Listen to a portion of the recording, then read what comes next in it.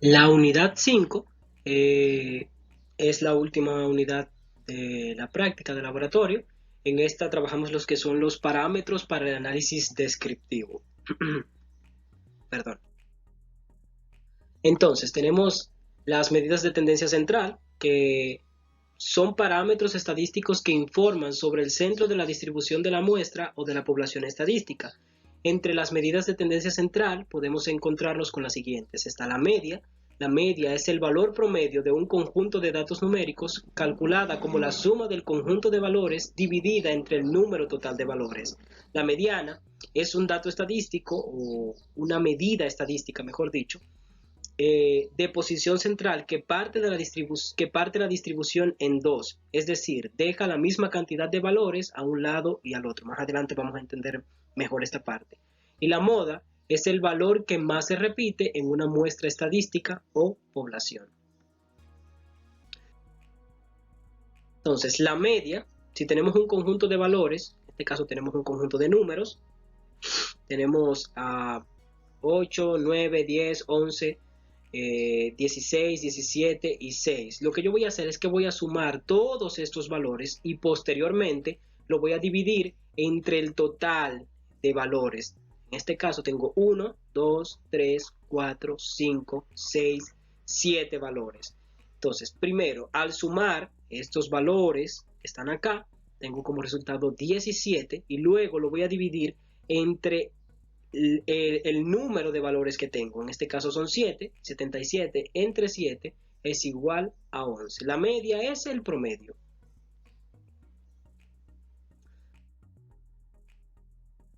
La mediana, acá tenemos un ejemplo. Lo que yo voy a hacer para calcular la mediana es primero organizar los datos de mayor a menor y luego voy a buscar el dato que se encuentra en el centro. En este caso tenemos acá los datos desorganizados, aquí ordenamos los datos y el dato que se encuentra en la parte central, esa representa la mediana. En este caso es 4. La moda es el dato, el número que más se repite. En este caso tenemos un conjunto de números, un conjunto de datos y podemos ver claramente que el que más se repite es el número 2. Por tanto, mi moda es 2. Además de las medidas de tendencia central, tenemos también las medidas de dispersión. Las medidas de dispersión tratan, a través de cálculos de diferentes fórmulas, de arrojar un valor numérico que ofrezca información sobre el grado de variabilidad de una variable, valga la redundancia. Así también, las medidas de dispersión más conocidas son el rango, la varianza, la desviación estándar. El rango es un valor numérico que indica la diferencia entre el valor máximo y el mínimo de una población o muestra estadística. La varianza es una medida de dispersión que representa la variabilidad de una serie de datos respecto a su medida. Finalmente, se calcula como la suma o los residuos cuadrados dividido entre el total de observaciones.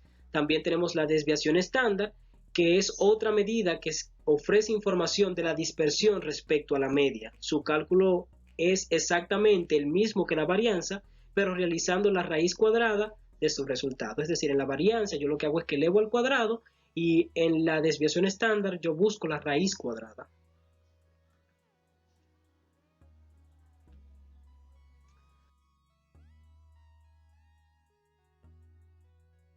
Bien, eso es todo lo que yo pude aprender en la realización de los ejercicios en la práctica de laboratorio. La utilidad que le podemos dar a estos conocimientos es muy variada, además de que aportan a nuestro conocimiento personal, a la información que manejamos como individuo. También podemos utilizar todas estas informaciones en nuestra carrera. Por ejemplo, el manejo de datos estadísticos lo vamos a ver en epidemiología. Esto nos va a ayudar a calcular pues la moda, la media, la mediana, nos va a enseñar a graficar, también nos va a permitir identificar concretamente cuáles son esas variables que debo señalar en un estudio, cuáles son esos pasos que debo seguir si pretendo utilizar el método estadístico, que obviamente va a llegar un momento en donde vamos a tener que utilizarlo. También vamos a poder calcular lo que son las medidas de dispersión, como el rango, que el rango es el valor máximo, la diferencia que hay entre el valor máximo y el valor mínimo. Si yo tengo un conjunto de datos cualesquiera, supongamos que mi valor máximo es 10 y mi valor mínimo es 5. Entonces la diferencia entre el valor máximo y el valor mínimo vendría a ser mi rango. En este caso 10 menos 5 es igual a 5, ese sería el rango. De igual forma, conocer un ejemplo, las bases del método estadístico nos va a ser útil porque, bueno, si queremos realizar una investigación y necesitamos manejar información cualitativa y cuantitativa, debemos utilizar sí o sí el método estadístico. Y en base a eso vamos a recopilar la información, vamos a saber cómo manejar esa información y cómo presentarla a los demás. Luego también en cuanto al recuento y la presentación de los datos, vamos a saber cómo elaborar tablas de frecuencias, cómo determinar la frecuencia absoluta, cómo determinar la frecuencia absoluta relativa. Y bueno, básicamente todos estos conocimientos son sumamente útiles en nuestra vida profesional, en nuestra vida individual y en verdad ha sido de mucho provecho. Eso es todo. Espero que les haya gustado mi video y que, bueno, que me hayan podido entender. A veces no soy muy bueno explicando, pero hicimos un esfuerzo y es lo que importa.